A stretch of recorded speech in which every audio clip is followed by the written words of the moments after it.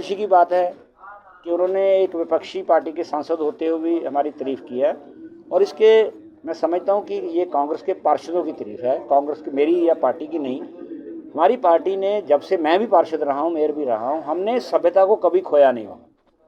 हम भी विरोध में भी रहे और पक्ष विपक्ष दोनों में रहे। आज तक कभी हमारे पार्षद के मुंह से आपने नहीं सुना होगा किसी बड़े, अपने से बड़े या छोटे या साथी के लिए अपशब्दों का इस्तेमाल किया जाए। मैं समर्थन नहीं करता जिस भाषा में जो इस्तेमाल किरण खेर जी ने किए हैं, लेकिन क्यों करने पड़े उनको, इसमें मंथन की जरूरत है। अच्छा होता वो साथ बैठे अपने अरुण सूद जी को भी कहती कि तुम भी आगे के लिए ध्यान रखो।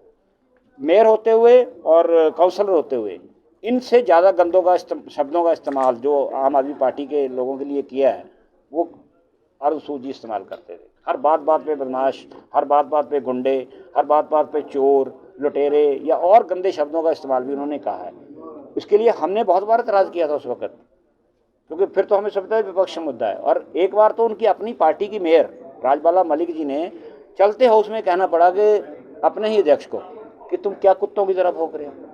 तो किरण खेर जी को ये भी याद रखना चाहिए। उनके अपने पार्षदों ने कई बार, जब मैं मेयर था या हमारे दूसरे मेयर थे, टेबल तोड़े, कुर्सियों पे चढ़ गए, अंदर पंपलेट फेंके, काला रंग तक फेंका। ये सारा कुछ वही आज किरण खेर जी है, वो मैं समझता हूँ ये वही काट रही है जो उन्होंने खुद बोया है।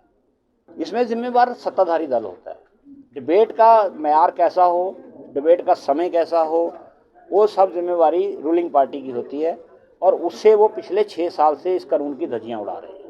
एजेंडे का समय होता है, तय है समय। आप एक्ट में जाएंगे तो एजेंडा 8 दिन पहले कौन सा आना चाहिए, 72 घंटे कौन सा आना चाहिए। सप्लीमेंट्री एजेंडे का प्रोविज़न ये नहीं है कि आप रेगुलर एजेंडे सप्लीमेंट्री में लाओ। सप्लीमेंट्री एजेंडा होता है कि हाउस की नोटिस के बाद के बीच में कोई घटना घट गई, कोई ज़रूरत आ गई, उसके लिए सप्लीमेंट्री एजेंडे का प्रोविज़न है। आप हर बड़े एजेंडे को, रात को 50 करोड़ का एजेंडा हो और सवेरे डिबेट होनी और रात को 8 बजे उनके घर भेजोगे, तो क्या आप छुपा रहे हैं कुछ? आप क्या ये नहीं चाहते कि पार्षद या चंडीगढ़ की जनता जाने कि इस एजेंडों में शर्तें क्या हैं?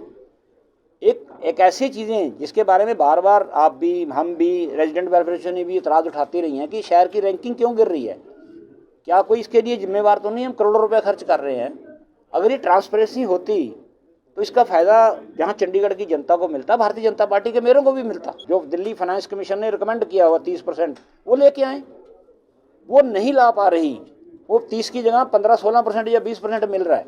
उसकी वजह से जनता का गला काटने में लगे हैं। ये बहाना है कि हम रश कम करना चाहते हैं। क्या सब्जी की गाड़ियाँ आना बंद हो जाएंगी? दूध की गाड़ियाँ बंद हो जाएंगी? टैक्सियाँ आनी बंद हो जाएंगी? ट्रक आने बंद हो जाएंगे? बिल्कुल नहीं बंद होंगे। उल्टा जाम लगेंगे, बैरिकेड लगाएंगे वहाँ ट्रक रोक के उनके लिए टैक्स वसूलने के लिए। ये तो मैं समझता हूँ कि मुझे आज तक समझ नहीं आई कि उन्होंने किससे सलाह करी है। कभी जनता से कभी डिस्कस किया? अपनी पार्टी में ही कर लेती। उनकी पार्टी के दोनों आदमियों ने, संजय टंडन जी और सत्यपाल जैन जी ने, इस बात के लिए जब उन्होंने बयान दिया था, कहा था कि नहीं, मेट्रो की ही ज़रूरत है। 5 साल पहले भी आप कह रहे हैं नहीं ज़रूरत, आज भी कह रहे हैं। भाई नहीं, आप लाना चाहती तो कुछ और ले आए। क्या इस तरह शहर को आप छोड़ देंगे कि जाम लगते रहे? अब एक फ्लाईओवर की जिद पकड़ी हुई है। और क्यों जिद पकड़ी हुई है कि गडकरी जी को ले आए थे एक बार, इलेक्शन में 4 वोट मिल गए उनके लिए। कभी जब सारे एक्सपर्ट मना कर रहे हैं, जो पूरे इंजीनियर्स हैं वो मना कर रहे हैं कि यहाँ मेट्रो के अलावा कंजेशन को रोकने का और कोई तरीका ही नहीं। और मेट्रो एक ऐसी चीज़ होती है जो अगले 40, 50, 100 साल तक शहर की सेवा करती है। अब 8 साल हो गए आपको सिस्टम तो दे नहीं पाई।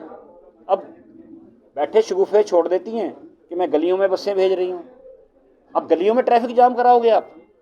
वहाँ से लोगों को चल के बस स्टैंड तक आने दो। लोगों को, अगर मेट्रो वहाँ होगी, लोगों को करने दो। जो चीज़ होनी नहीं, वाह करने के लिए सब कुछ, जैसे आम आदमी पार्टी कर रही है पंजाब में।